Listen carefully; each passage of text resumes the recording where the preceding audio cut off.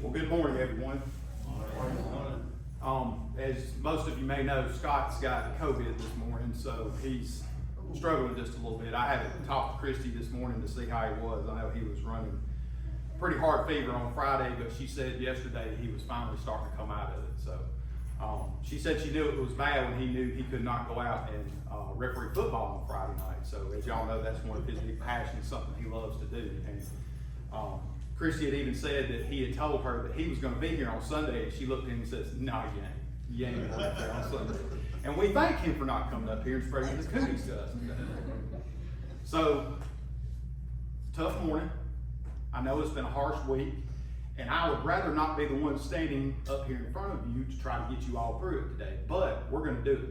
And we're going to do it with open and high hearts, because as we all know, in old societies, when someone would pass away, it was a time of happiness.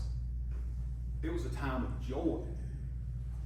Living and staying here is the hard part. That's the part that we're tasked with. But today, we're going to lift our hearts up. We're going to smile. We're going to have a good time. And we're going to have some joy in our lives today. So I'm going to open this up with a prayer. Lord, we ask that you look over this congregation today. We ask that you let this message speak to all of our hearts, Lord. I ask that you take me out of the equation and lead these people as they need to be led today, Lord. Show us the right way to get through everything, and show us the way to keep our hearts happy, keep our minds and our lives and our eyes focused on you, Lord, because your kingdom is the ultimate goal for all of us. Amen. All right. Do we have any birthdays this morning? I don't have any on my list. Is there anybody we might have missed? All right. Toys for Tykes, we are winding down on the month of August. If y'all can believe it, we are so close to Christmas, it ain't even funny at this point. Ann and I were actually talking, we traditionally put up Halloween decorations on Labor Day, so for us next weekend, that's going down. Toys for Tykes item for September will be toddler and infant toys. This is for, every year they have a really hard time of getting things for newborns and the ages up to 18 months. So cognitive toys like blocks or the little stackable rings, things like that. Soft chew toys for infants and very young babies. All my teachers here today, I have supplies divided out, so see me at the end of the service, and I still have a couple of items that I'm going to pick up today for certain teachers. There was supposed to be communion today. We're actually going to do it next Sunday when Scott's hopefully back.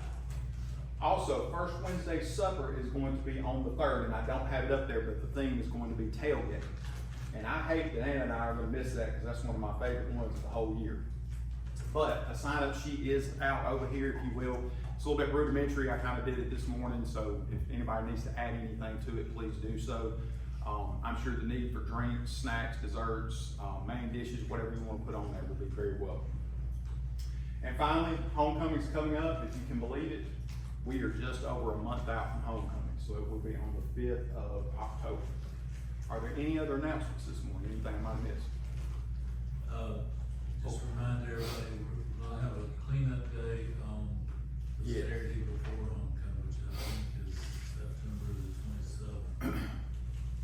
So keep that open. There's some things we can do during the week if you want to, but we'll have a list probably next week of what all needs to be done. That's 9/27. I think that's right. Okay, I'll check. That's the week before. The week, the Saturday before homecoming. Okay, I'll check the calendar. I'll get that added to the board. Bud? Yes, it's, I know I mentioned last week that I have a template for the dedication label, the hymnals. I was unable to get that done for this Sunday, but I'll have it for next Sunday. And, so, they'll be up front. You'll be able to fill it out with print for what you want to say, and then we'll convert that over to, a printed label. Thank you. Are we up on time to order the hymnals? Bud, you know about that? I don't know where we stand. Huh? Oh, they're here, okay. Oh, sorry. All right, so the hymnals are here? Yes, ma'am. Speaking of hymnals, I'm a little confused as to what we are actually doing. Are we buying hymnals for the church? Yes, we're Okay. replacing the United Methodist ones that we currently have with Okay. newer and updated ones. Gotcha, thank you. You're welcome. And it's we need just to buy some today. yeah, just to dedicate to the church. If you want to put in memory of somebody on there, obviously that's what a lot of people are doing. All right. Anybody have anything else? All right. So this morning our message is going to be a work in progress, and the Bible verse is going to be Proverbs 16 verses 1 through 3. To humans belong the plans of the heart, but from the Lord comes the proper answer of the tongue. All a person's ways seem pure to them, but motives are weighed by the Lord. Commit to the Lord whatever you do, and he will establish your plans. So I try to be a very, very organized person. My wife, Anna, and my coworker, Brittany, are sitting in the back. They will definitely tell you I am not the best organized person, but I try my hardest each and every day. I get up every day, I make a list of everything I need to do. And then on top of that, I have a master list of all this other stuff I need to do. There's work stuff, there's personal stuff, there's church stuff. But I kind of try to take a couple of things off that big list and move it to that day list and say, all right, here's what I'm going to try to get done today. And I will tell you, I am a very, very overzealous person. I look at that daily list and think, okay, you can definitely get 3 of these done today if you focus, if you try hard, if you shut your office door and keep people out of there and focus on what you're doing. But maybe we can get 1 or 2 more things in there. And then I'm sitting there at the end of the day and I've only done 2 and I'm like, well, that kind of went out the window this morning. But I'm also a very digital person, as you all know. My life is spent working in front of a computer screen all day. Even though I work in criminal justice, I have to do a lot of administrative stuff. So I've got, as you can imagine, a very complex digital filing system. It's got a hierarchy of stuff that would make most people extremely busy because you have folders and then there's subfolders and subfolders and subfolders. But I believe that everything has a place and everything needs to go in said place. But if you ever look at my file system on my computer, you would see I have 3 or 4 major areas of focus. I have work, I have church, and I have personal. And then from there on, the stuff breaks down. So again, subfolders on top of subfolders. So if you looked at my personal folder, what you would see is, say, family. And under family, each family member has their stuff. And you're probably sitting there thinking, what I was in there? Whitney's shaking her head at me right now because she knows too. But you're sitting there thinking, what in the world are you putting in there? I keep receipts for everything, medical receipts, medical information I get, birth certificates, driver's licenses. I scan all of that stuff and I store it. Work can be just as complicated because I developed thousands of clients over the years that I've worked with, and each one of them doesn't have their own file, but I've probably got enough information on them that I could grant each one of their own file, and it would be very deep and very expansive. But probably the biggest folder I have in there, the one that I see focused up on my desktop all day, every day, is my work in progress folder. So kind of like my little daily list, that's the stuff that I'm focusing on right then. That's the stuff that I need to do, the stuff I need to work with. So if you come in there and say you hand me something, I'm going to scan it and it's going to go in that work in progress folder. And it's not going to leave there until I'm done with it.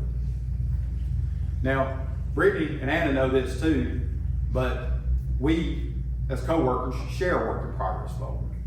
But I think Brittany and Anna also know that I have my own personal work in progress folder. So, yeah, a complicated mind, lots of stuff going in a lot of directions. But if I don't put everything in that work in progress folder, it's lost. I lose focus on it. It's gone. Somebody will walk in the office 2 weeks later and say, hey, you know, I brought you a document and it was something you were going to work on. Where did it go? First thing I'm going to do is go in that folder and look. It's gone. And I'll say, it's gone. I'm sorry. I wasn't focused on it. I'll get it back in there and we'll start all over again. And then I got to work on it. But if you think about it, God kind of works on us like that. We are all in a work in progress folder for Him. As long as we're breathing, as long as we're walking around each and every day, He's working on us, just like the song said this morning. We're constantly being worked on. Sometimes we're not going the right direction. Sometimes we're teetering a little bit too hard this way, and we lose focus, and then we get back straight. Sometimes we teeter a little bit this way, and we lose focus, and we get back straight. But if you think about it, from probably the moment you're born, or even maybe the moment you're conceived, God creates that file. I'm imagining that mine says Brian Hall Williams, 4/2/1976, and yes, I just told you my age. So, for 49 years plus, God's been working on me. So where does your number start? How long has He been working on you? So He creates this file on you, and immediately the work's been going on. And arguably, you could say it's been going on long before you were even thought of. Because the work starts with your parents. It starts with your grandparents. It starts with all of the people that will be in your life. And that's how He works on you. And you probably think, well, He can't work on you. You're just a baby. You can't even feed yourself. You get the feeling of hunger and you cry and all that. And that's true. But the second you have a conscious thought, the second you start to understand, the second that you sit in that church service and something starts to click in your mind, the second that something your parents, your aunts, your uncles, or even say to you, that's when you start thinking. And that's when He starts His personal work on you. But the question is that, are we listening? Are we hearing? Are we taking the words of advice, the lessons that our parents teach us? Do we take that and do we allow it to work on us? Well, that's kind of the trouble with free will, I would say. Because we all have a choice. You can choose to ignore everything. You can choose to ignore the things that your parents say to you. You can choose to ignore the things your grandparents say to you. You can even choose to ignore that little voice that's poking in the back of your head. At least that's how I hear it. It's God telling me, hey, maybe you need to take the bus instead of the train today. Which I don't take buses or trains, but anyway, you get where I'm going with that. Maybe you need to do this instead of that. Maybe you need to eat healthy instead of crap. We all have that little voice. There's something back there that just tells us the right way to go. And unfortunately, I'll be the first to sit here and tell you that I am very far from perfect, and I ignore that voice all the time. Because just like God working on us, there's all those outside sources working on us. There's the things that pull on you, that nag on you. You're riding down the road, and maybe you're listening to something on the radio instead of maybe flipping it over and listening to the Christian station and get your mind right for the day. Nothing wrong with a little rock music. I love rock music. But sometimes you got to keep your mind focused. You got to bring your mind back in the direction it needs to go. That's when you need to work with God, who is working on you. So God takes all of this and He works on you each and every day. He is focused on you. And if you think about it, you think of all the billions of people on this planet right now. There's 7 billion of us walking around, plus probably. And it's very mind-numbing. I have a complicated mind. I try to make sense of everything. I believe, I'm one of the people that I will fully tell you that I believe that science and God have a place together. Because all science does for me is it proves God's existence. Because I know that no matter how far out into space and how expansive we look, or how small, down to the little smallest thing that you can imagine, an atom, or the things that make up an atom, protons, electrons, the things that even make up that, called neutrinos. God's there in every bit of it. He works with every bit of it. He can touch every bit of it. Because His hands are larger and smaller than anything that we can imagine. Our little feeble minds see focus as something like, okay, I'm going to go out here and I'm going to work on my car for a little while. I'm going to focus on doing an oil change. But we all know, we get the spaghetti brain. Lord knows I'm the biggest with spaghetti brain. While I'm sitting there changing oil, I've changed oil in the car 1,000 times. I know how to drain it, know how to change filter, know got to clean up after it, got to refill the oil. Hopefully you remember that part, that's important. Maybe then I'm going to sit there and rotate some tires. But I'm also sitting there thinking the whole time, well, let's see, I got this project going on at work. This is broken in the house, I need to fix that. The kids got this going on Tuesday. Hannah wants me to do this, and another day, there's always something there in the back of your mind. And maybe for a half second, you do lose focus on what you do. It's hard to sit there and just focus on one thing. And if you think about it, we live in a world where there's always a watch going off on your wrist. There's a phone going off in your pocket. You walk back in on the computer and you got 40 emails just sitting there vying for your attention each and every day. It's always something to cause you to lose focus. But here's the thing, God can focus like nothing else. He is the master, He is the creator. He put every single bit of this here for us. So you ask yourself maybe, how can God focus on that? Because it is a consciousness, it is a thought, it is a process that is far beyond this puny little gray matter that we call our brains up here. It's far beyond it. Even someone who stares at the stars sometimes that like I do, and I can list off 10 black holes that I know that are floating around in space right now. I can list off 20 hypergiant stars that are floating around in space right now. And all that seems cool and wonderful to me, but in God, it's insignificant. It's like a grain of sand in our own hands. But here's the thing, when you look at that pile of sand in your hands, you just see a pile. Yeah, you can look there and you can focus on one piece, but God sees it all. And that's how we are. We're like those grains of sand. To each other, we seem small and insignificant. If you zoomed out on us, you would see people sitting here. Yeah, you might be able to tell some of us have gray hair, some of us have dark brown hair. You know? You're not going to be able to see anybody's eye color. You're going to see the pink shirt, you're going to see a green shirt, a peach colored shirt, black shirts. But at some point you zoom out far enough and the faces don't mean anything. But that's where God can see it all. He can look at every single bit of it. He can see it down to the smallest atomic level, or as large as the universe itself. And He can hold this universe in His hand like a tennis ball. Or He can walk beside you each and every day. The smallest person in a tiny little galaxy in the middle of it all. In a solar system about 3/4 of the way out from that galaxy. With a small, insignificant brown dwarf or red dwarf sun spinning around with a little rock that just happens to have some life on it that He put here. But you know what? This life is very important. We are special. And the moment that we realize that, the moment that God does not see us as insignificant, is the moment that you know deep down inside you're meant for something more. Because He's working on you. He's doing that work. We're all tied together like a web. So we've already sat here and talked about it. God works through us. He works around us. And it's so complicated to think that He can do so much with so many people. People that can barely do one thing at a time without thinking of something else and getting themselves distracted to the point that they can't even finish the task that they started on.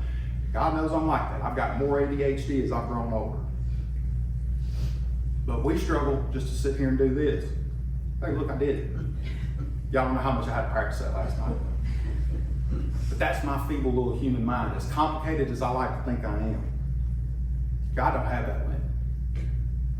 He weaved every little piece of this together for us. I actually like to think God's a huge fan of spiders. And I thank God that Grayson's not here. She's going to hear this because Anna's recording it for her. But yes, in God's eyes, spiders are important. Grayson, you hear me right? Yeah, spiders are important. Spiders are very important. You think of the intricate webs they weave. Anybody who lives in the woods like me, you probably walk out the door in the morning, you hit the face with 5 of them before you can get to the truck. Anna sees me walking out the door and I'm just karate kicking and everything else because I've been walked into about 10 spider webs. It happens to be every single day. And yeah, I'm mad, I'm fussing about it, probably saying some choice words I don't need to be saying. But you know what? When I stop to think about it, I think about how cool those little spider webs are. That's a spider's home. And in that home, he's catching what he needs to eat. You know? He's killing all the bad stuff that I don't want to deal with. I'm very, very allergic to no-see-ums and mosquitoes. I don't know if y'all have ever seen me get hit by a no-see-um or a mosquito, but one little insignificant bite that you can't even see is going to cause a welt on me about this big. I'm deathly allergic to them. I mean, they ain't going to kill me or nothing. I'm sure you turn me loose in some place where mosquitoes are buzzing everywhere. And boy, I'm telling you what, if you want to be safe from mosquitoes, don't worry about all. Just invite me to your house. I will come hang out and I will draw every single one of them to me. You have no worries whatsoever. I don't know if it's that O negative blood type. I don't know if it's the soap I use. I've changed everything I can change. It's just, I accept that I am mosquito food. So I pray that I make it into heaven, because that could be my hell right there, is mosquitoes. No-see-ums, God, they're just as bad. I get out there working on the car back behind, and it's eat up with no-see-ums. I get down on the ground to do something, and if I miss one little square inch of bug spray, the no-see-ums are going to eat me alive. But spiders help us out with that. Again, they build these intricate webs. But if you look, you see webs of everything and everything that we do. I don't know if y'all saw on the news, again, this is that science nerd crap coming out of me. Somebody actually took a picture of an atom. We've never actually physically seen an atom before. That's how far science and technology has taken us. It's just a blurry little dot, and I really don't see what they're looking at, but I have to understand that there's electrons buzzing around, and you know, a 1 second snapshot for us doesn't go into account everything that happens on an atomic level. But I think how cool that is, and I read all this stuff, how, oh, we've accomplished so much, we've got a picture of an atom. I'm like, cool, show me a picture of the electrons and protons that make it up. Show me a picture of the neutrinos that make it up. You know, it's so funny that science always thinks we're this far from understanding everything. Y'all ever see that? You know, I see articles online all the time that science and technology are this far from telling us that God doesn't exist. That the universe was just born of nothing. It is what it is. It may grow into infinity, or it may collapse back into a single point and it starts all over again. But the point is they don't know. We've barely made it to the moon. We've sent probes to other planets that take years beyond our mortal lives would even take to get to another star. I hate to tell these scientists in their pompous mode of thinking, we don't know crap. We don't. The universe is a very vast place. You know, God created it all. And I think, how can people so smart not understand and try to put a God within the rules of the universe that he created? He built it, but he ain't got to play by the rules of it. That's not how it works. You know, you think about, you come home at night and the kids are sitting there and they say, hey, let's play Monopoly. So you watch them sit there and play Monopoly. Monopoly has rules, right? There's money, there's houses to buy, you gotta roll the dice, move your pieces. We all know the rules of Monopoly. But here's the funny thing, if your kid gets up from that table thinking, well, Dad, you gotta roll the dice before you can walk into the bathroom or before you can walk to the bedroom, you're not playing that game. You don't have to play those rules. That's how God is. He does not have to play by the rules of the structure or the thing that he built. And that's where he gets to do the things that he gets to do. You know, we can't speak to each other outside of mouth to ears, right? Now, you know, there's science and there's stuff that say, you know, there's telepathy and all this stuff. But let's get away from all that. We have to be able to speak to each other. God speaks to us in each of his every way that he does. He sets things up for us. He gives us opportunities. We just have to see those opportunities and take them. This is all that big web that I'm talking about. God ties it all together. And you know, the funny thing about a spider's web is the little strands, they're so small you almost can't see them. You know, you walk outside and it's not meant to cover up everything when you can see it. No, it hides there, because if it doesn't, the bugs would see it and they would avoid it. That's kind of how God works. He keeps us in that web. It may not always be visible, but it's always there. So at the end of all this, just keep in mind that God's always working. The question is are we listening? Are you listening to the gentle nudge that's in the back of your head? You can call it your conscience. You can call it whatever you want to. Are you listening to the words that your family and friends say to you? The clues that they give you? The things that happen around you? I can't tell you how many times, I can remember a point many years ago where I felt very low. Things were just not going right. I'm not going to go into any strong details about it, but I can just remember sitting in my car one day just praying for God to give me a sign. And I felt his arms around me. And I will say, if you've never felt that, it is one of the most powerful things that you will ever feel. You know, there's dissenters that would sit there and tell me, oh, you were just tied up in emotion. It was just all emotion. You just needed a reason to move forward, and your brain cooked up something. And I can tell you that in my life, my brain had no reason to move forward right then. It didn't.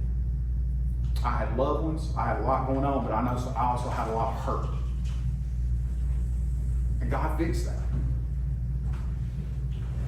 So he's always there. He's always working. He's always working around us. He's always sculpting us. We just have to allow ourselves to be sculpted. So I'm going to read a little poem that I found online yesterday, and I think this is the fitting end to all of this. It's called The Sculptor's Touch. Though unseen, his hand is felt, a guiding presence where I knelt. In every triumph, every fall, he is working through it all.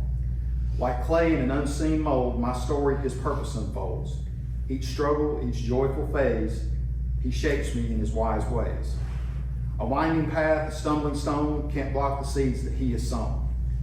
For in the mess, the dark, the doubt, his love finds a way to sprout. He's in the quiet, in the storm, a constant, ever-present form. He's painting beauty on the canvas of time, a grand design, a truth sublime.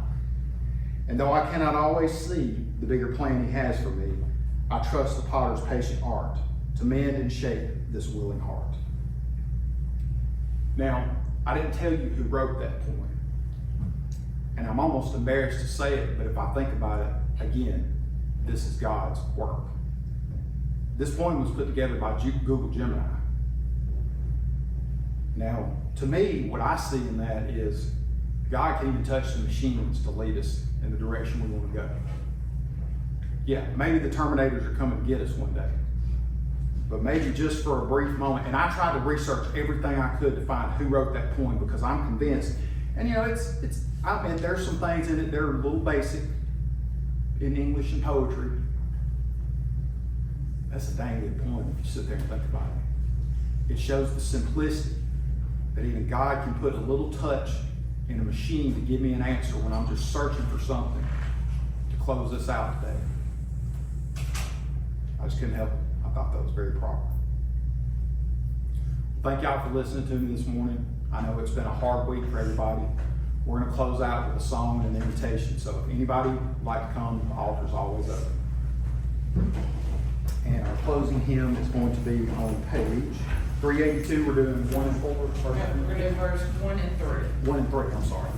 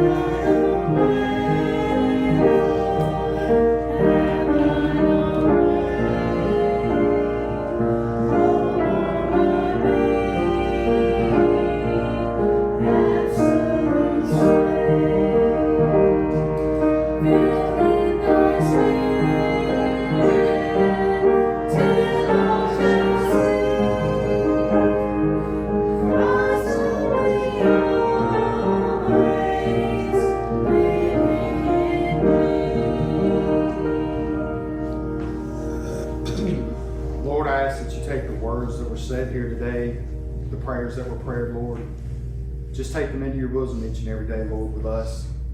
Help guide us, help strengthen us, Lord. Help show us the happiness of life and knowing that your kingdom is on the horizon, Lord. Show us, teach us, remind us that this life is just a small blip in the eternity that you have for us. If we will only listen and let you work on us and let us find the way that you have set for us, Lord. I ask that you bless everyone here within my earshot, Lord. I ask that you bless those that could not be here today, Lord. Just touch each and every one of us in the special way that only you can and give us the healing we all need. Amen.